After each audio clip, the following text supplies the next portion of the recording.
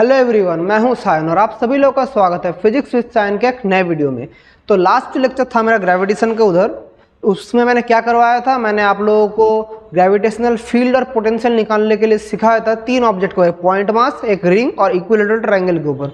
तो उसी टॉपिक में आगे बढ़ते हुए आज हम लोग सीखेंगे कैसे एक थिन स्पेरिकल सेल या एक होलो स्फीयर का कैसे हम लोग ग्रेविटेशनल फील्ड और पोटेंशियल निकालते हैं। तो यह है हमारा नंबर 4 केस, जो कि है होलो स्फीयर या आप इसको बोल सकते हैं थिन स्पेरिकल शेल। तो होलो स्फीयर और थिन स्पेरिकल शेल क्या है? तो ये एक थिन स्पेरिकल शेल या होलो स्फीयर है। इसके मतलब बाहर ही सिर्फ इसका मटेरियल से, अंदर पूरा खोखला है, खाली है, अंदर पूरा खाली है। तो इसका रेडियस को अगर मैं ए से डिनोट करूं, इसका रेडियस है ए, यह है सेंटर। तो हमें निकालना पड़ेगा कहां पर, एक निकालना पड़ेगा आउटसाइड पॉइंट। अगर पी पॉइंट, एक पॉइंट पी है at a distance of R from, उसमें हमें निकालना पड़ेगा। तो तीन केसेस, मतलब दो केसेस होगा। एक तो होगा हमारा आउटसाइड पॉइंट, आउटसाइड में हमें निकालना पड़ेगा। आउटसाइड मतलब क्या, आर इज ग्रेटर देन ए। और इनसाइड क्या करना पड़ेगा, जब आर इज लेस देन ए। ये दोनों चीज़ हमें निकालना पड़ेगा। दोनों कंडीशन के लिए हमें फील्ड और पोटेंशियल निकालना पड़ेगा। तो कैसे निकालेंगे? तो हम लोग देखते हैं, हम लोग का रेडियस तो ए है, तो ये दिस इज ए। और अगर हम लोग इस एंगल को थीटा, और अगर थोड़ा सा और स्मॉल एंगल डी थीटा आगे करें, तो ये कितना हो जाएगा, ये आर्क लेंथ कितना होगा हम लोग का, ए डी थीटा। ये आर्क लेंथ हो जाएगा हम लोग का ए डी थीटा। हम लोग क्या करेंगे, एक स्मॉल एलिमेंट लेंगे, उसका पूरा इंटीग्रेट करेंगे तो वहाँ से मिल जाएगा।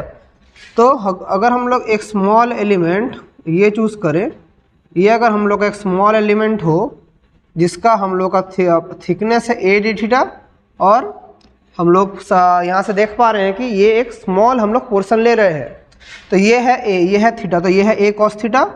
और ये लाइन क्या हो जाएगा, ये हो जाएगा हम लोग का ए साइन थीटा। सिंपल तो यही होगा।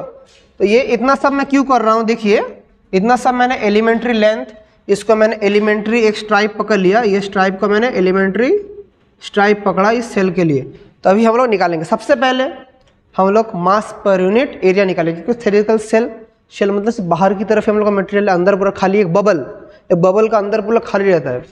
तो सबसे पहले निकालेंगे mass per unit volume, that is rho equals to m by v. So m v कितना है, sorry mass per unit volume नहीं, इधर निकालना पड़ेगा मास पर यूनिट एरिया। मास पर यूनिट एरिया क्यों, ये तो हम लोग का वॉल्यूम एलिमेंट नहीं है, ये तो एरिया है, क्योंकि अंदर तो कुछ है नहीं, सिर्फ बाहर की तरफ है। तो सिग्मा हो जाएगा, रो नहीं। तो एम बाई ए, तो M by 4 pi A square. ये क्या निकल गया, मास पर यूनिट एरिया। अभी हमें निकालना पड़ेगा ये जो हमने एलिमेंट्री स्ट्राइप पकड़ा है, इसका मास कितना है। तो देयरफॉर जो मैंने सेंटर ऑफ मास करवाया था, ऐसा टाइप का चीज़ बहुत सारा आप लोगों को कराया हूँ सेंटर ऑफ मास के वीडियोस में। अगर आप लोग मेरे सेंटर ऑफ मास के लेक्चर्स देखे हैं तो आप लोग इजीली समझ जाएंगे। इसलिए मैं हाईली रिकमेंड करता हूँ, जो मैं पढ़ाता हूँ वैसे सिक्वेंशियली फॉलो करते जाइए। मास ऑफ एलिमेंटल स्ट्राइप क्या हो जाएगा, that is D M equals to, क्या हो जाएगा, D M equals to sigma into D A. तो सिग्मा डी ए कितना वैल्यू है, डी ए क्या होगा, इसका हम लोग का सर्कमफेरेंस इंटू थिकनेस। इसका सर्कमफेरेंस कितना हो जा रहा है, इसका सर्कमफेरेंस हो रहा है मतलब 2 पाई आर, लेकिन इधर हम लोग का फॉर्मूला क्या है, 2 पाई ए साइन थीटा। ये है हम लोग का रेडियस, देख पा रहे हैं, रेडियस इंटू थिकनेस कितना, into A d theta. Circumference into thickness मतलब ही तो एरिया। तो जब हम लोग वैल्यू पुट करेंगे, सिग्मा का वैल्यू क्या है, M by 4 pi A square into 2 pi A into A square d theta. एक तो साइन थीटा था इधर, sine theta d theta A square pi pi 2 so M by 2 sine theta d theta. तो हम लोग का डीएम क्या आ रहा है, हम लोग का डीएम आ गया M by 2 sine theta d theta. यहाँ से और एक चीज़ हमें देखना पड़ेगा, जो हम लोग देखेंगे, अगर ये डिस्टेंस हम लोग कैलकुलेट करेंगे, अगर ये z है लेकिन ये हम लोग का 90 डिग्री नहीं है, तो इधर z हम लोग को क्या होगा, अगर हम लोग ट्रिगर मतलब वेक्टर्स का फॉर्मूला लगाए तो हमें यहाँ से मिलेगा z² equals to a² plus r² minus 2ar, क्या हो जाएगा माइनस 2ar कॉस थीटा होगा। क्यों कॉस थीटा, हम लोग का वेक्टर कंपोनेंट्स, ये देखिए हम लोग का ट्राइंगल लॉग लगाएंगे तो यही चीज़ आएगा z का रिलेशन। तो यहाँ से हम लोग क्या कह सकते हैं, अगर हम लोग डेरिवेटिव करें तो क्या होगा, डिफरेंशिएटिंग विथ रिस्पेक्ट टू, या differentiating both side with respect to, हम लोग नहीं करें differentiating both side, differentiating both side, तो क्या होगा, ये हो जाएगा 2z dz इक्वल्स टू, ये कांस्टेंट है 0, कांस्टेंट है 0, कॉस थीटा का क्या हो जाएगा minus of sine theta, so minus of minus plus 2ar sign theta d theta, so therefore sign theta d theta क्या आ जा रहा है, 2 कट गया, z dz by ar। Camera में आ रहा है, मैं थोड़ा चेक कर लेता हूँ आ रहा है कि नहीं कैमरा में, हाँ बहुत बढ़िया से आ रहा है कैमरा में। सो वो साइन थीटा डी थीटा का ये जो वैल्यू आया, इसको अगर मैं इधर पुट करूँ तो dm का वैल्यू क्या आ जा रहा है, m/2 z dz by ar, ये किसका वैल्यू आ गया, dm का वैल्यू। तो हमारा स्मॉल एलिमेंटल का हमारा dm का वैल्यू आ गया। तो देयरफॉर हमारा पोटेंशियल क्या होगा, पोटेंशियल का फॉर्मूला क्या होगा, therefore potential due to elemental stripe क्या हो जाएगा, that is dv equals to gdm upon z, gdm upon z, सामने एक तो माइनस रहेगा, और यहाँ से हम लोग क्या कह सकते हैं, यहाँ से हम लोग कह सकते हैं माइनस g, dm का जगह क्या लिखेंगे, g बाई z, dm का जगह क्या लिखेंगे m/2 z dz by ar, so z cancel, so minus gm by ar into dz। सो ये क्या है, पोटेंशियल आ रहा है। अभी यहाँ से दो केस होगा, एक इनसाइड पॉइंट एक आउटसाइड पॉइंट, मतलब आउटसाइड पॉइंट मतलब ये वाला जब इनसाइड। सो ये हम लोग का कंडीशन है, तो मैं इधर लिख के रखता हूँ हमारा क्या चीज़ एक्सप्रेशन आया है, हमारा एक्सप्रेशन क्या आ चुका है, हमारा आया है, मैं ऊपर ही लिखता हूँ कैलकुलेशन, इसको हम लोग अगर मिटाएं अच्छे से पूरा बोर्ड का यूज़ करेंगे अगर हम लोग, तो हमारा dv आ गया है minus gm upon ar into dz। Now case one, p lies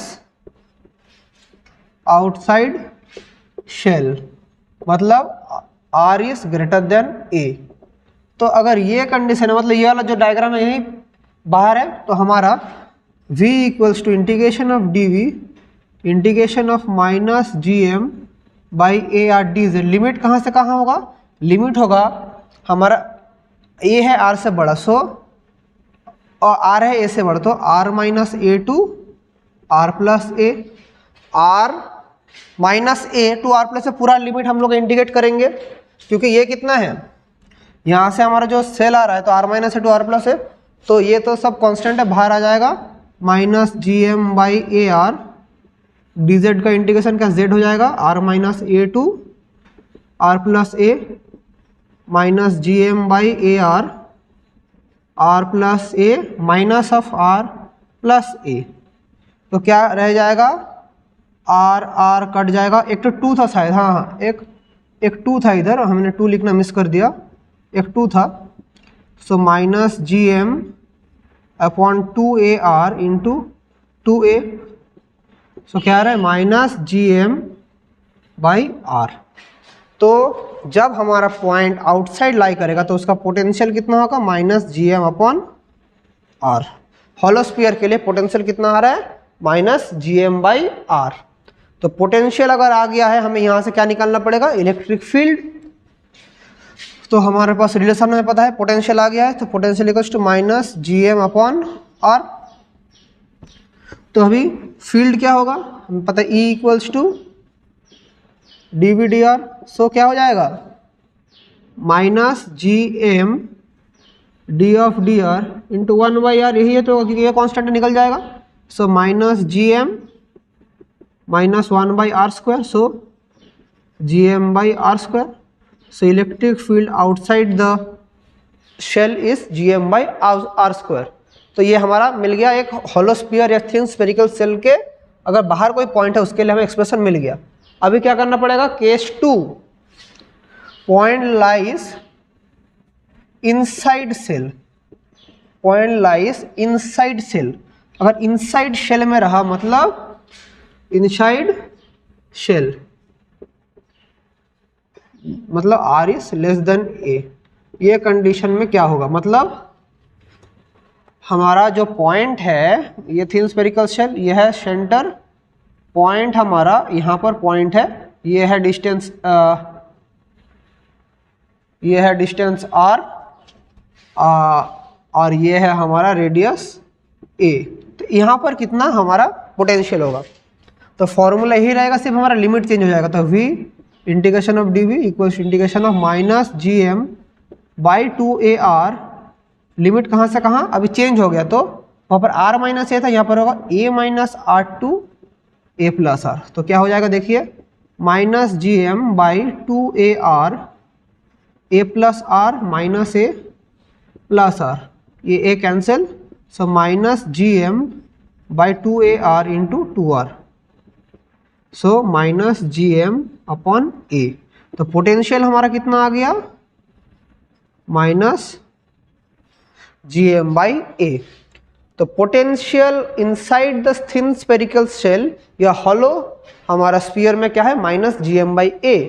और यहाँ से हम लोग अगर इसका फील्ड निकालें, ग्रेविटेशनल फील्ड, तो पोटेंशियल हमारा आ गया है माइनस GM/A। लेकिन हम लोग अभी अगर फील्ड निकालें तो क्या होगा, फील्ड निकालने के लिए dV/dr, तो d/dr minus GM/A, everything is a constant quantity, तो क्या आ जाए 0। तो electric field inside the thin spherical shell is 0। क्यों 0 हो रहा है, अब देखिए, क्योंकि स्फेरिकल शेल का अंदर हमारा जो इलेक्ट्रिक फील्ड है, इसका सेंटर में electric field is a vector quantity, तो इधर भी एक तो रहेगा, इसका ऑपोजिट इस तरफ रहेगा। इधर एक तो फील्ड अगर रहा, इधर एक तो फील्ड इस तरफ रहा, दोनों को कैंसिल कर दिया। इधर एक तो रहा तो इधर एक तो रहा, मतलब हर एक चीज हर एक को कैंसिल कर दे रहा है, everything cancel. So electric field spherical shell के अंदर या हॉलो स्फीयर के अंदर हमारा 0 होता है। तो अगर हम लोग अभी सब एक्सप्रेशन लिखें तो देख पा रहे हैं हम लोग को क्या क्या मिला है। जब हमारा आउटसाइड था, यह है नॉर्मल केस, जब हमारा आउटसाइड था तब क्या हो रहा था, जब आउटसाइड तब हमारा पोटेंशियल था माइनस GM/R और फील्ड था GM/R²। और जब हमारा इनसाइड था, इनसाइड में क्या हो रहा है, पोटेंशियल माइनस GM/A और इलेक्ट्रिक फील्ड इज 0, ये हो रहा है। तो अभी अगर हम लोग एक ग्राफ प्लॉट करें, क्या प्लॉट करें, एक ग्राफ, तो ग्राफ कैसा आएगा देखिए, एक पोटेंशियल का ग्राफ ड्रॉ करेंगे, उसके बाद इलेक्ट्रिक फील्ड का ग्राफ ड्रॉ करेंगे। ये ओरिजिन, इस तरफ है हमारा पोटेंशियल, ये इस तरफ है हमारा R, ये है R इक्वल्स टू A, ये है R लेस देन A, ये है R ग्रेटर देन A, मतलब ये है इनसाइड, वो है आउटसाइड। तो जब इनसाइड में हम लोग देख पा रहे हैं, इनसाइड में कैसे हमारा पोटेंशियल लाई कर रहा है, इनसाइड में अच्छे से देखिए, मैं थोड़ा साइड में हट जा रहा हूँ, अच्छे से ग्राफ फॉलो कीजिए। नीचे की तरफ हमारा ग्राफ फ्लो कर रहा है, तो मतलब देखिए हमारा नीचे की तरफ जब फ्लो कर रहा है इनसाइड में माइनस GM/A, मतलब एक कांस्टेंट क्वांटिटी में हमारा पोटेंशियल आ रहा है और इसके बाद हमारा राइज कर रहा है। तो दिस इज हमारा पोटेंशियल के लिए। और अगर फील्ड के लिए निकालें, सेम ही तो होगा, ये है R इक्वल्स टू R, इधर है इलेक्ट्रिक फील्ड, ये है क्या हो जा रहा है R लेस देन A, ये R इक्वल्स टू A, ये R ग्रेटर देन A। तो हम लोग देख पा रहे हैं हमारा इनसाइड में तो कुछ इलेक्ट्रिक फील्ड है ही नहीं, आउटसाइड में GM/R² फॉल कर रहा है। तो ऐसे फॉल करेगा। तो देख पा रहे हैं हमारा ग्राफ कैसे है, आप लोग इजीली यहाँ से समझ पा रहे हैं। और यहाँ पर क्या है, हमारा आर है, इस तरफ है आर।